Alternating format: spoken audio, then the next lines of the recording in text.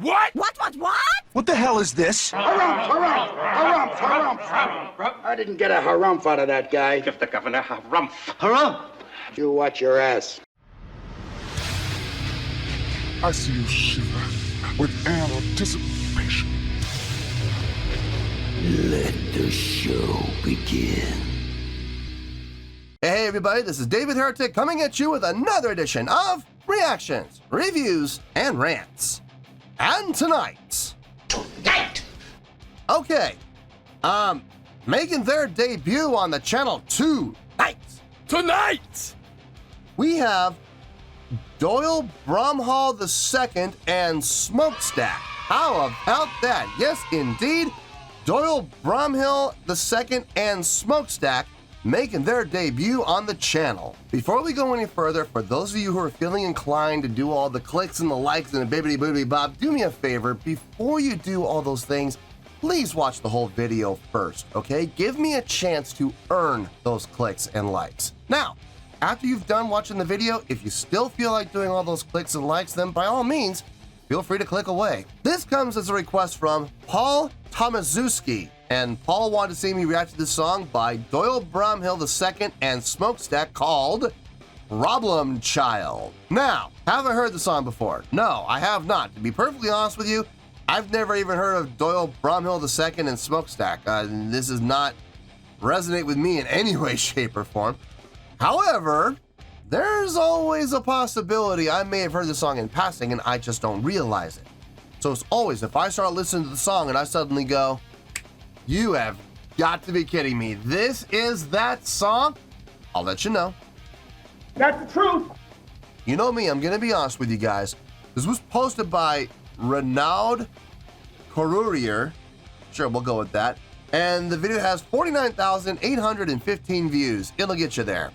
Other than that, there's really nothing else left to say. Link to the original video will be down below in the video description for your viewing pleasure at your leisure. Let's get started. What do you say? Are you ready?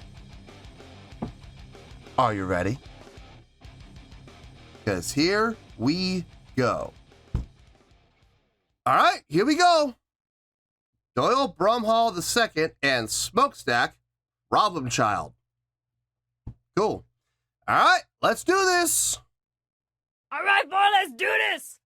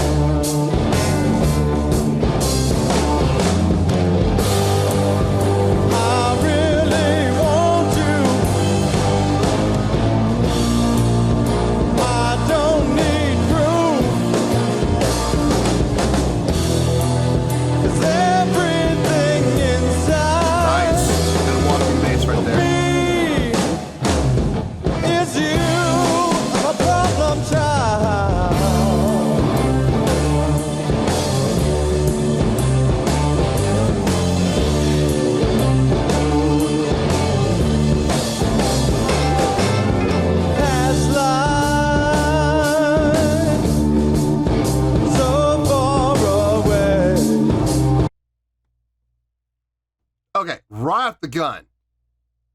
Doing a blues song in 6/8. 1, 2, 3, 4, 5, 6. Ba-dun, 2, 3, 4, 5, 6. Nice. Nice. I am digging this. I am feeling this, man. I am absolutely feeling this. And if you're not feeling it, you're on the wrong channel, man. You really are. Doing blues in 6/8, not something you hear terribly often. Usually blues is done in 4/4, and they'll do like a 6/8 feel. You know, they'll do a, some sort of a triplet feel in there. This is actually in 6/8. I love it. I absolutely love that. I'm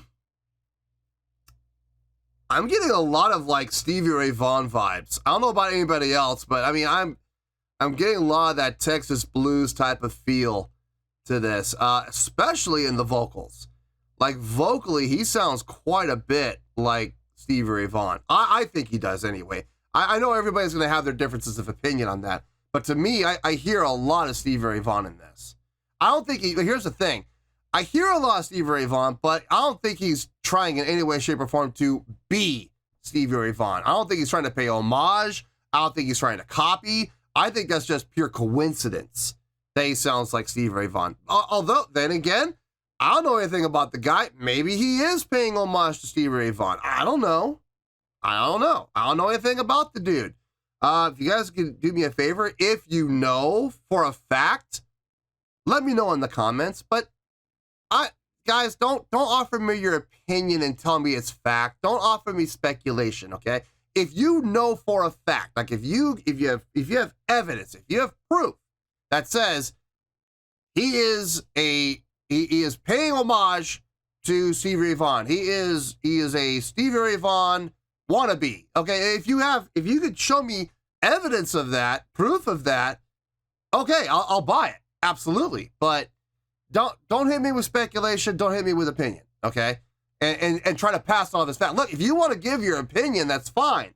But don't try to pass your opinion off as fact. That's all I'm saying, okay? So, anyway, let's get back into this. I'm digging this. I'm digging this. So nice, climbing the wall.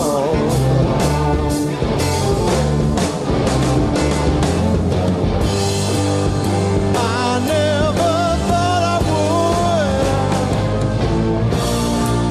would drag so much along. Brought everything inside of me to you. I'm a problem child. I'm a problem child.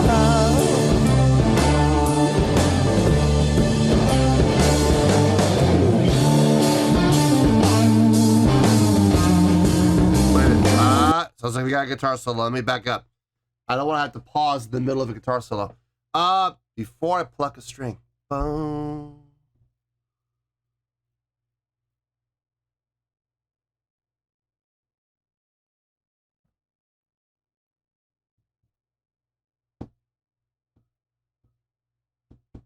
It sounds like we're in D sharp. I'm not sure about that. Let me see. Yep, we're in D sharp. I was having a hard time with it because I always have a little bit of a hard time with sharps and flats. I mean, the natural notes I can hit usually 9 times out of 10, except F sharp. F sharp I can usually get pretty easily. C sharp sort of.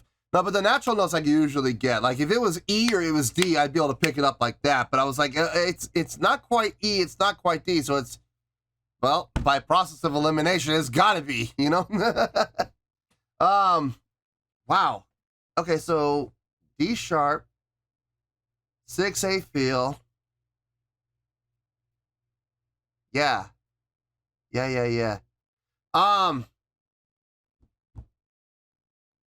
It feels good. It sounds good. It's laid back. Drummer and bass are really back in the pocket on this, which I love. I love hearing that. With a slower tempo blues like this, you really want to have the bass and the drums sitting back in the pocket. And they are. They definitely are.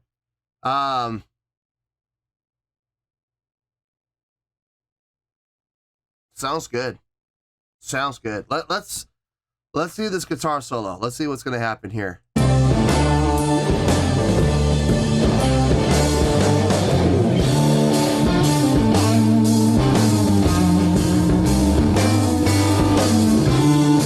Okay, I was wrong. It's not a guitar solo.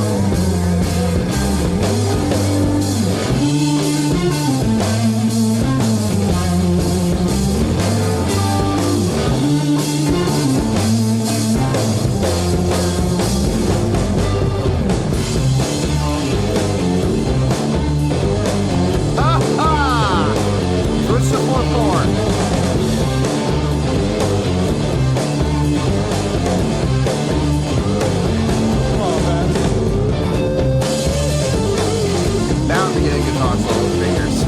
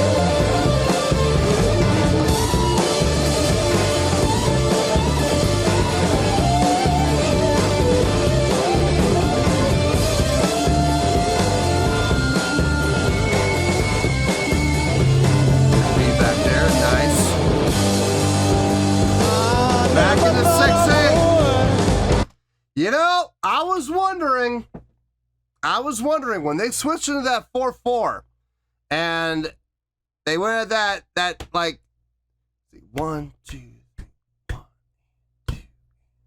Yeah, so it was a double time 4/4. So they doubled in speed. So that's 1, 2, 3, 4. Yeah. So they went double time 4/4, not just switching to 4/4. They went double time 4/4. I was wondering if they were gonna come back to this halftime 6/8 feel. Well, the 6/8 feel is not feel. It's 6/8, but with a halftime feel. Compared to, well, actually, no. Hold on. No, the 6/8 would be straight. The 4/4 would be double time. So the 6/8 would be straight time. Never mind. Forget it. Forget what I said. So I was wondering if they were going to come back to the 6/8 feel. I mean, 6/8. I keep saying 6/8 feel. They were going to come back to the 6/8 time. I was wondering if they were going to do that because that would make sense, but you don't always see it happen. Even though it should, it makes sense to make it happen, but not everybody does. Like once they switch time, sometimes bands will just stick with that time and follow through with it all the way to the end. And nothing wrong with that. I mean, that's fine. It works, but I like it when they come back. And I'm glad he did. I'm glad he came back around to the 6/8 time, and it sounds good. So guitar solos now. Really quick, I want to touch on those guitar solos. I am usually not a big fan of two guitar players soloing at the same time. And you could hear two different guitar players, one in each ear, very, very clearly. I'm usually not a big fan of that.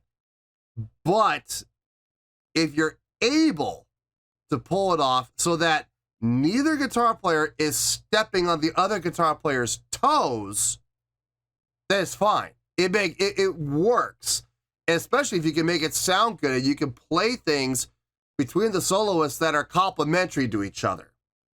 Now, for the most part, that happened. There were a couple of times where one guitar player was playing wasn't quite complementary to what the other guitar player was playing, but it didn't last very long when that happened. It went in, it did its damage, and it got out. It didn't linger.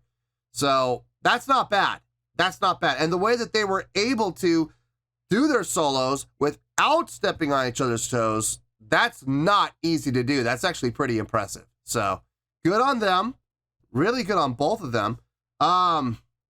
Let's get back into the 6/8. Let's see how this ends out. I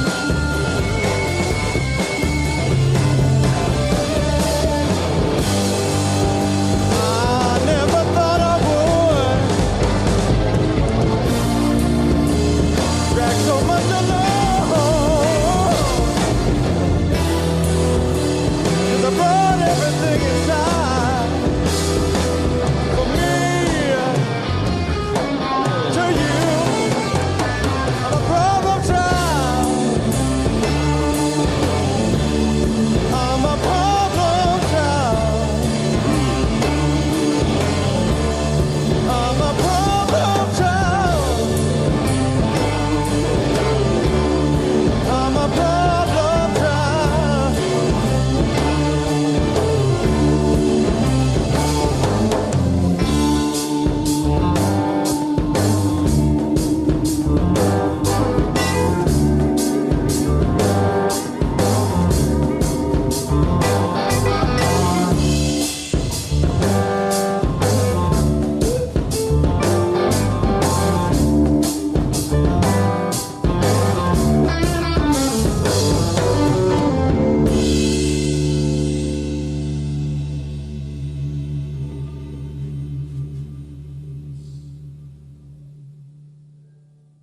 Nice. Good ending. Solid ending. Nothing fancy, nothing frilly, just a nice, fade out ending. Not really a fade out, more like a cut out. Everybody kind of dropped out little by little. Yeah, man, this was good. This was good. Let me think about it. I'll see you in the review and we'll talk about it. Well, there you go, folks. That was Doyle Bramhall II and Smokestack with a tune called Problem Child. This was a request from Paul Tomaszowski. Hope I pronounced that name right. We'll see. I'm sure he'll probably let me know in the comments if I pronounced his name right or not.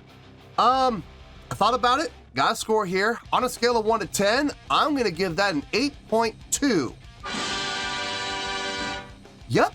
8.2. I feel good about that score. Let me tell you why. Why? Okay, let's talk about the songwriting first. Okay. It wasn't in D, unfortunately. D is my favorite key. It wasn't in D, unfortunately. But it was in kind of an unusual key, a little bit, for blues. Usually when you hear blues, especially Texas blues, you're usually going to hear songs in E or A or D, open string notes on the guitar. That's what you're usually gonna hear. Now, not always, but that's what you're usually gonna hear from Texas blues. In this case, we got D sharp, which was nice. I dug it. I absolutely dug it. It felt really good. It was interesting hearing it in that key. I can appreciate the switch up. It was not expected. It was a very pleasant surprise. Writing a song in blues in 6/8, not something you usually hear either, which I can absolutely appreciate. You'll hear a lot of songs in blues that are written in 4/4, but they have that 6/8 feel. You know what I mean? Like it'll be in 4/4. Like if you look at the chart, it says 4/4, but you'll have that laid back, that triplet feel into it to make it feel like it's 6/8. But it's not. It's actually 4/4. In this case, this song actually was written in 6/8. You can tell by what the drummer was doing. You could hear the accents, 1, 2, 3, the 4, 5, 6, 1, 3, the 4, 5, 6. You could hear it. You could absolutely hear it in the accents and the snare.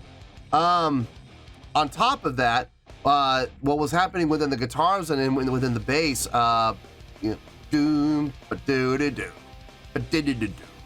Dude, boom, boom, bum, bum, bum. You can hear it. You can hear that 6/8 all the way through. Felt really good. The vocals on this, really nicely done. I kind of compared him vocally, like a vocal delivery style. I personally kind of hear a little bit of Stevie Ray Vaughan in there, which is not a bad thing. Listen, that's not bad company to keep. You know what I'm saying?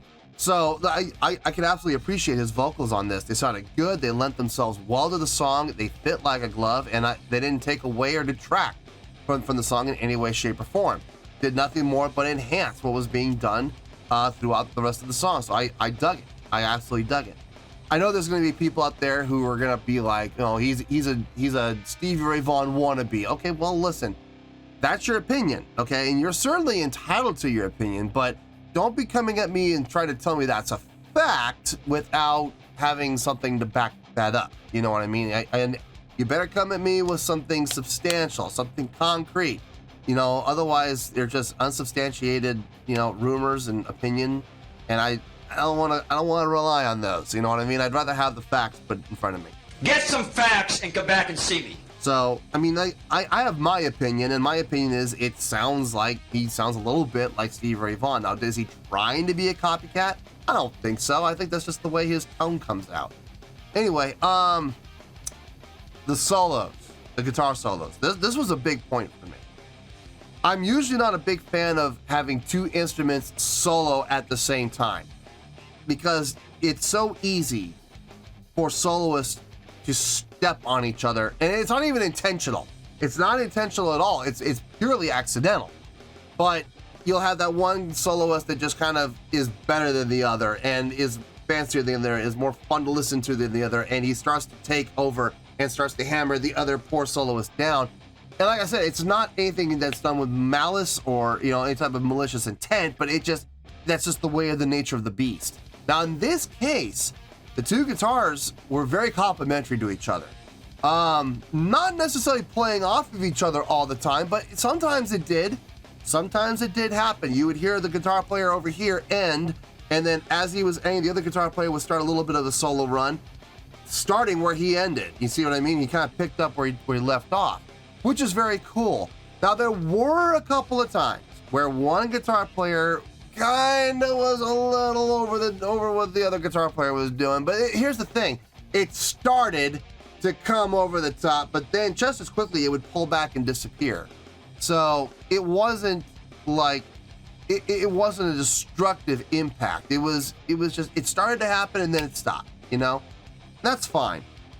It sounded really good though. It never sounded cacophonous. It never sounded out of control. It never sounded it never sounded what's the word I'm looking for here? Dissonant, I guess is the best. Yeah, it never had that dissonant sound where it was just like an absolute cacophonous mess. It sounded fine. It sounded fine the whole way through.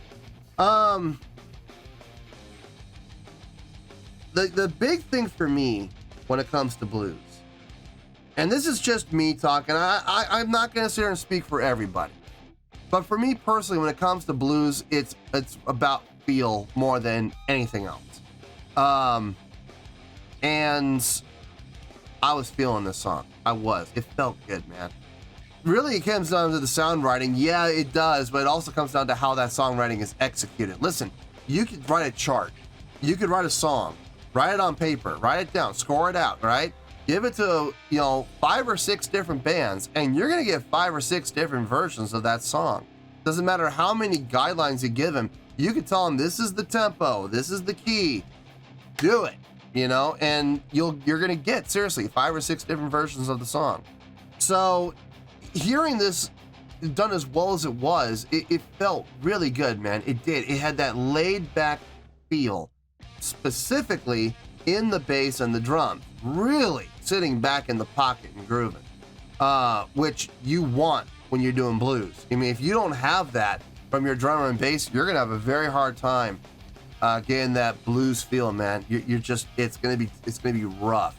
So big shout out to the rhythm section on this song. Look, this is a great tune. Okay, plain and simple. This was a great tune. I enjoyed listening to this. It was fun. I felt the song from start to finish. I was really digging on that 6/8. When they switched into the 4/4, I was like, okay, there's a little switch up. Hopefully they bring it back to 6/8, and they did. That was another big factor. It was the fact that they actually, first of all, they switched to 4/4. That was a nice switch. A 4/4 double time, by the way. And then they came back to that 6/8 straight time. So I was happy with that. Another contributing factor to how we got to an 8.2. So it's a great score. And listen, we may have new people here on the channel today. We may have some new fans of Doyle Bramhall II and Smokestack who are here on the channel for the very first time. That's okay. First of all, welcome to the channel. Secondly, if you're confused on what that 8.2 means, I have a solution for you. I have a great solution. Scroll down a little bit.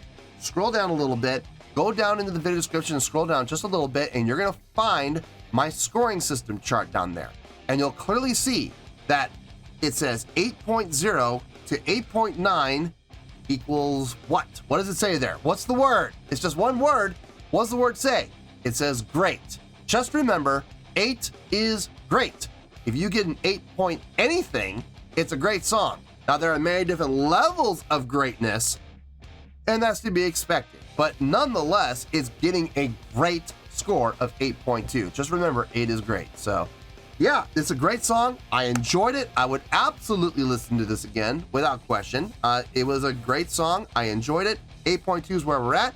8.2 is where we're going to stay. So, 8.2, final score, I have spoken. Well, that's going to do it for this edition of Reactions, Reviews, and Rants. Hope you all enjoyed the show. Hopefully I was able to entertain you. If I was able to put a smile on your face and brighten your day, then I did my job, and I'm so glad I could do it. If you guys feel like joining the fan base, go ahead and click on that button down there. If you guys want to like the video, go ahead and like the video. If you guys want to ring the bell, go ahead and ring the bell. It honestly doesn't make any difference at all to me, but if you guys feel like doing these things, then by all means, feel free to do so. Well, that's going to do it for tonight, folks. Thank you very much for watching, and as always, this is David Heretic signing off, reminding you to stay fabulous and support each other. Later. Peace.